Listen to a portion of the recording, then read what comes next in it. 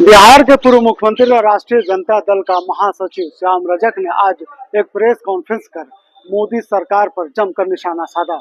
उन्होंने कहा कि जिस तरह से उन्होंने 1975 को हत्या संविधान दिवस के रूप में मनाने की घोषणा की है, इससे कहीं न कहीं देश की आधी आबादी इसका विरोध करती है। तो क्या कुछ कह रहे हैं बिहार के पूर्व मुख्यमंत्री और राष्ट्रीय जनता दल का महासचिव, चलिए हम आपको सुनाते हैं। स्वागत जोहार। मैं निजी कार्यक्रम में आया था, लेकिन मैं धृष्टता नहीं कर सका क्योंकि आप लोग के साथ जो संबंध है उस संबंध में मैं अगर अनुपस्थित रहता और आपके साथ वार्तालाप नहीं करता, संवाद नहीं करता, तो मेरे लिए कमी रह जाती और आपकी शिकायत रह जाती। इसीलिए कोई राजनीतिक रूप से मैं नहीं आया, मैं एक निजी कार्यक्रम में आया। लेकिन मैं राजनीतिक व्यक्ति हूँ तो निश्चित तो मैं कार्यालय में आया हूँ। तो मैं सबसे पहले तो हेमंत सरकार वापस आई और उनको जेल से बेल भी मिला, तो सबसे पहले मैं हेमंत सोरेन का बहुत बहुत स्वागत करता हूँ कि जनता की जो इच्छा थी, जनता की जो शिक्षा थी, उसके अनुरूप वो आए और बीजेपी की जो चाल थी, आरएसएस की जो चाल थी, उस चाल को नाकाम करके हेमंत सोरेन को फिर से आना पड़ा और आए और सरकार बढ़िया से चलेगा। क्योंकि आज देश की स्थिति, लोकसभा चुनाव हो गए, लेकिन उस चुनाव में पराजय से भारत की सरकार उबर नहीं पा रही है। सरकार में जनता ने जो जनादेश दिया, हम विपक्ष में बैठे, वो सत्ता में बैठे, लेकिन सत्ता में बैठे तो जनता के बीच वो गए थे जिन सवालों को लेकर, उन सवाल उनके लिए गौण हो गया और उनके लिए वही हिंदू मुस्लिम संविधान, वही उनके लिए एजेंडा रह गया। जनता ने उनको जो भी वोट दी वो विकास के लिए दी, महंगाई को खत्म करने के लिए दी, बेरोजगारी को खत्म करने के लिए दी, लोगों में समानता के लिए दी, लोगों में सामाजिक सौहार्द के लिए दी। लेकिन वो उन बातों से अलग हट करके फिर वही, और उनको उत्तर प्रदेश जैसे जगह में उनको पराजय का मुंह देखना पड़ा।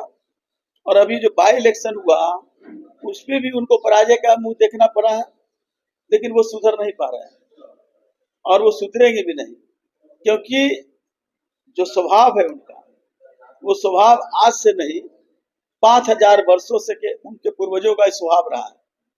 और देश की आजादी के लड़ाई में भी उनके पूर्वजों ने अंग्रेजों के खबरिया बन करके और देश की आजादी में बाधा करने का काम किया। आज उनको बहुत याद आ रहा है। आज कभी संविधान हत्या की बात कर रहे हैं।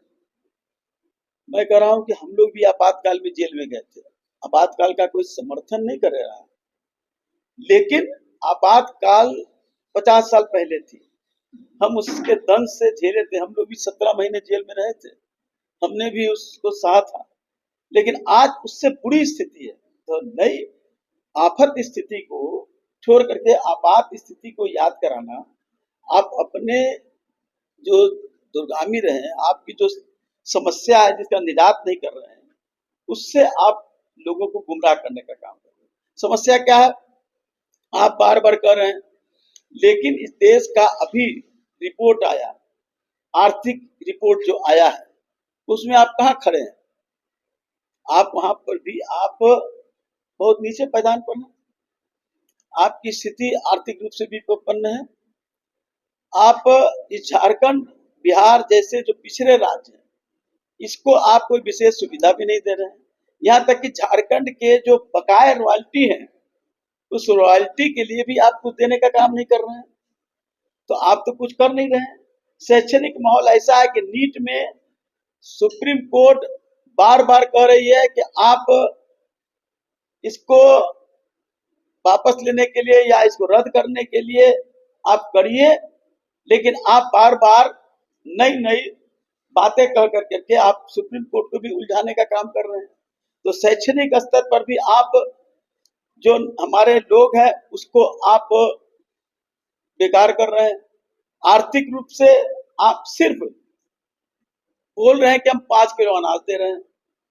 इस देश की आप आर्थिक स्थिति करेंगे ठीक है, फिर 80 करोड़ लोगों को आप 5 किलो अनाज दे रहे हैं, तो कहाँ है आपकी आर्थिक स्थिति? और 5 किलो अनाज से क्या उनका जो होना चाहिए बच्चों का पौष्टिकता, जो उनकी रैंकिंग होनी चाहिए, वो हो रहे हैं क्या? उनके पास गेहूं और चावल खा करके क्या इस देश की सीमाओं पर सुरक्षा करने का काम कर पाएंगे क्या? तो आप भूख सूचकांक में आप सबसे नीचे हैं। आपसे ऊपर बांग्लादेश है, पाकिस्तान है, आप उससे नीचे हैं। ये हमारा आंकड़ा नहीं, आप ही का आंकड़ा है। आप शैक्षणिक स्तर पर आप पीछे हैं, लॉ एंड ऑर्डर में आप पीछे हैं। लॉ एंड ऑर्डर जो उत्तर प्रदेश का बिगड़ा है, अब तो यह हद हो गई कि आप इतने घमंडी, इतने बड़े आप अपने को कर लिए कि देश का एक राज्य का राज्यपाल का परिवार जिस तरह से लॉ एंड ऑर्डर अपने हाथ में लेकर के और यह एहसास कराने का काम कर रहा है कि संविधान हमारे हाथ में है। 5000 वर्षों के पहले जो बड़े लोग एहसास गरीबों का कराते थे कि देश समाज के हम मुखिया हैं, हमारे अनुसार चलना होगा, वही काम इस देश के जो मुखिया है, उनके लोग हैं, उस तरह का एहसास कराने का काम। तो लॉ एंड ऑर्डर फेल, आर्थिक स्थिति पर हम फेल, शैक्षणिक स्थिति पर फेल, बेरोजगारी में आपने कहा था आपने नौकरी नहीं दे रहे, युवा जो है वो अपने आप को हतोत्साहित हो रहा है, सारे इंस्टीट्यूट जो है वो ठप होने को स्थिति में है, और आप सारे जो सरकारी संस्थानों को आप बंद कर रहे हैं। बैंकों की स्थिति आपने कह दिया कि बैंक में लोन देने का काम मत कीजिए, छोटे लोन, तो बड़े लोन अडानी अंबानी जैसे 20 घराने हैं जिसको आप लोन दीजिए और फिर उनको लोन को आप माफ कर दीजिए। और जो गरीब है, किसान है, आप एक तरफ कह रहे हैं। आए थे यहाँ के प्रभारी, मैं बड़े व्यक्ति रूप से मैं जानता हूं उनको, क्या कहा, हम एमएसपी दे रहे हैं।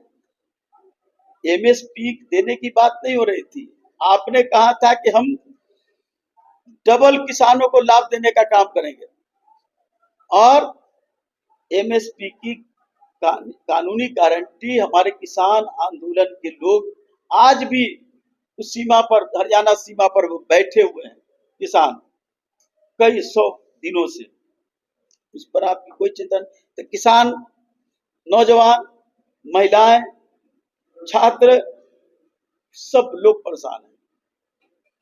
आप सरकार तो बैसाखी पर है, भारत की सरकार, लेकिन बैसाखी पर है, इसको तो कोई अस्वीकार नहीं करेगा, लेकिन आप न जातीय जनगणना कर रहे हैं, न भारत सरकार राज्यों को, जो गरीब है, जो पिछड़ा है, झारखंड जैसा राज्य जो सबसे संपन्न राज्य था, आज उसको कहाँ खड़ा करती है, वो नहीं मिल रहा है रॉयल्टी। तो इसलिए ये सरकार के खिलाफ जनता ने फैसला दिया। बाई इलेक्शन में भी कल्पना सोरेन जीती, ये जीत महागठबंधन की, इंडिया गठबंधन की रही, और जनता की जीत है। जनता ने बता दिया कि हम लोकसभा ही नहीं, जो भी चुनाव होगा, हम एनडीए को, भारतीय जनता पार्टी को हम स्वीकार नहीं करेंगे। और आने वाला 2024 का नवंबर का में चुनाव हो, दिसंबर में हो, अक्टूबर में हो, इंडिया गठबंधन पूर्ण बहुमत से फिर सरकार बनाएगी, इसमें कहीं दो राय नहीं।